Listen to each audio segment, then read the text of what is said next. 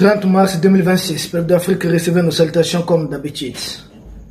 Prétendu accord signé entre les autorités du Mali et les groupes terroriste, tels ventilés par les médias propagande de la jeune française, tels ventilés par certains blogueurs entretenus par la jeune française, tels propagés par certaines personnes au service de la jeune française.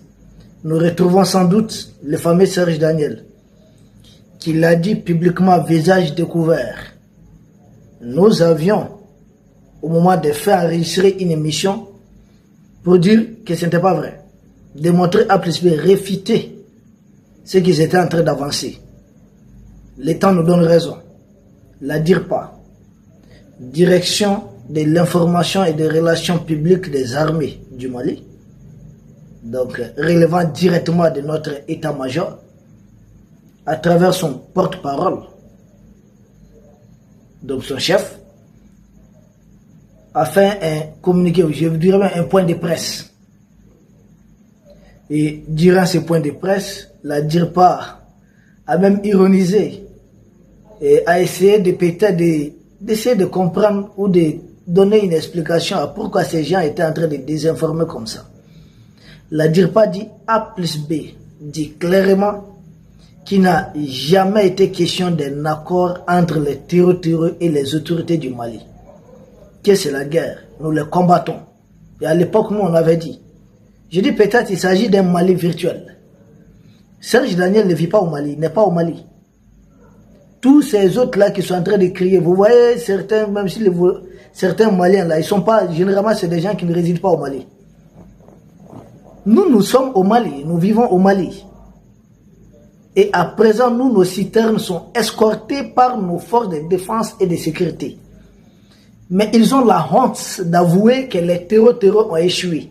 Comment trouver une porte de sortie aux terroristes qui avaient juré qu'aucun camion citerne ne va passer, ne va ravitailler le Mali. Et ils avaient juré, nous également, nous avons juré que ça, le Mali sera ravitaillé. Les forces spéciales et autres militaires du Mali déployés sur le terrain, nous avons neutralisé plusieurs centaines. Depuis des commandos qu'ils ont eu à former, je ne sais pas, en Ukraine ou ça, ils ont perdu beaucoup d'hommes. Donc en fait, ils étaient en train de mener une attaque au compte-gouttes.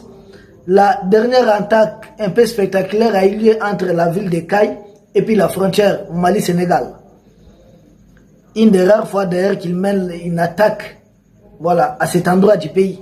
Ça n'a rien à voir. Les autres attaques, c'était généralement sur le tronçon soit Kita-Bamako ou à défaut, très rarement, quitte et Caille-Bamako. Mais majoritairement, les attaques avaient lieu sur l'axe Bamako-Bougouni-Kolondiaba ou Bamako-Bougouni-Sikasso. Voici là où les attaques, on avait le plus d'attaques. Et à ce niveau, on les a détruits. Détruits. Parce que ça, c'est l'axe qui mène à la frontière ivoirienne. Que vous partez par Kolondiaba ou par Sikasso, les deux peuvent aller en Côte d'Ivoire. Et Sikasso, une fois qu'en sortant de la ville de Sikasso, vous pouvez vous diriger soit vers le Burkina ou la Côte d'Ivoire. Donc, puisque il y a le port du côté d'Abidjan, de l'autre côté, c'est cet endroit surtout, ils avaient tellement misé, je ne sais pas par quel miracle, disposent-ils des informations depuis les départs des citernes, depuis les ports du côté de la Côte d'Ivoire, ou quoi. Mais en tout cas, c'est là-bas qu'ils avaient mis toutes leurs forces. Et c'est là-bas aussi qu'on avait dépêché nos forces spéciales et d'autres militaires. On les a écrasés. Ils ont été détruits. Ils ont du mal. Mais les terroristes même, ceux qui acceptent, oser relever les défis d'aller se pointer devant un convoi de citernes, on escorte à la fois 200, 300 camions citernes. 200, 300, voire plus. C'est simple. Celui qui est garçon, il parle. Se pointer là-bas, Serge Daniel, si tu n'es pas content, tu veux venir te pointer, on va vérifier quelque chose. C'est là que tu comprendras que nos militaires sont très très forts et très puissants. Qu'ils sont préparés à cette guerre. Ah oui, oui. Au départ peut-être, nous n'étions pas réellement préparés. Mais actuellement, nous sommes préparés à cette guerre. Et surtout à toutes les éventualités. Ils ont tenté beaucoup de choses. Il ne s'agit pas des mines qui mettent là sous terre. Non, non. il y a une sorte de mine qu'on appelle effet dirigé. Ils essaient de placer ça à côté de la route ou bien accroché à un arbre et qu'ils essaient de télécommander à distance. Ils ont essayé, tout ça, ils ont échoué. Des drones et autres, ils ont échoué. Donc, la DIRPA, c'est-à-dire la direction de l'information et des relations publiques de nos forces de défense et de sécurité, a communiqué et a dit qu'il n'y a jamais été question d'accord. Jamais. Et d'ailleurs, selon la DIRPA, ils le font, selon la DIRPA, pour essayer de faire passer au ridicule. Essayer de faire passer au ridicule les forces de défense et de sécurité du Mali. Et ils ironisaient même, mais sans succès. Ça ne va pas passer. Qu'ils le font pour essayer de porter atteinte, essayer voilà, de rompre cette confiance entre les autorités du Mali et le peuple. Parce que s'attaquer à nos dirigeants, parce que la majorité du Mali, des Maliens, les Maliens ne vont pas accepter, dans leur grande majorité, qu'il y ait des discussions avec les terroristes. Parce que nous avons plusieurs fois discuté avec ces barbares. Il y a eu l'accord de Tamaracet le 6 janvier 1991. Il y a eu le pacte national en avril 1992.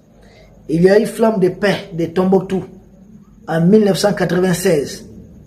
Il y a eu un autre accord d'Alger signé sous le président Mamadou Toumani Touré ATT en 2006. Il y a eu les accords de Ouagadougou en pleine transition 2012-2013. Et ensuite, il y a eu les accords d'Alger pour la réconciliation et la paix, qui est le dernier accord en date sans citer les petits arrangements. Donc au moins près de 5 à 6 accords que nous avons eu avec ces barbares. Nous avons même intégré ces gens dans les rangs de nos forces de défense et de sécurité. Pour ceux qui discutent, on discute avec qui? Ce sont des mercenaires, des envoyés. Ils contrôlent quoi même? C'est des gens qui sont dans les actes de terrorisme, par endroits ils surgissent. Quand ils savent que l'armée n'est pas présente dans un village, pof, ils sont là-bas, ils essaient de placer les mines. Quand l'armée arrive, ils essaient de fuir. Ils menacent même les villageois qui les citent. J'ai dit, vous aviez dit que vous êtes préparés à mourir et pour aller avoir 70 vierges au paradis. C'est ce qu'ils disent. Ils n'ont pas peur de mourir, qu'ils sont vraiment convaincus, voilà, de ce qu'ils sont en train de faire. Mais dès que l'armée se pointe, ils fuient. Souvent même, ils laissent leurs sandales. J'ai dit, mais c'est de la manipulation, c'est de l'escroquerie. Ils sont en train de mentir aux gens.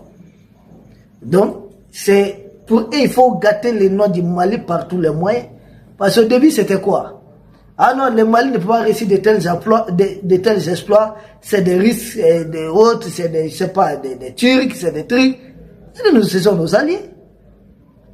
Mais, dites-vous, les Africains aussi savent se battre.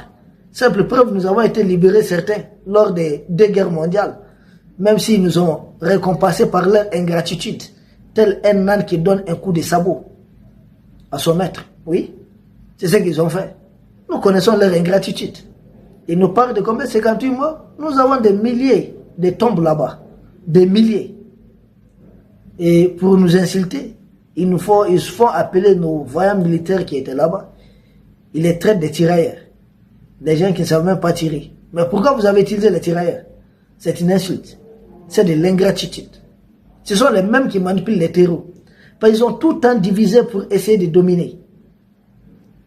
Et ces terreaux, la grande majorité, c'est des Africains comme vous et moi. Donc nous apprécions ces démentis de l'armée malienne. C'est officiel. Vous pouvez aller voir ça sur les pages officielles de la DIRPA. Donc c'est officiel, le Mali n'a pas collaboré avec les terroristes, la guerre continue et nous continuons d'escorter nos citernes. Par moment même, on ne le souhaite pas, si ça arrive, ne soyez pas surpris, c'est la guerre. Donc ils essayent, ils n'ont pas renoncé. Ils n'ont pas renoncé, ils n'ont pas dit leur dernier mot. Ils ne peuvent pas dire. Ils ont tenté en vain. Nous sommes l'une des rares armées pouvant escorter ces liquides inflammables, le pétrole. Nous escortons ça pas sur 5 km, c'est plus de 300 km. Ils n'osent pas se pointer.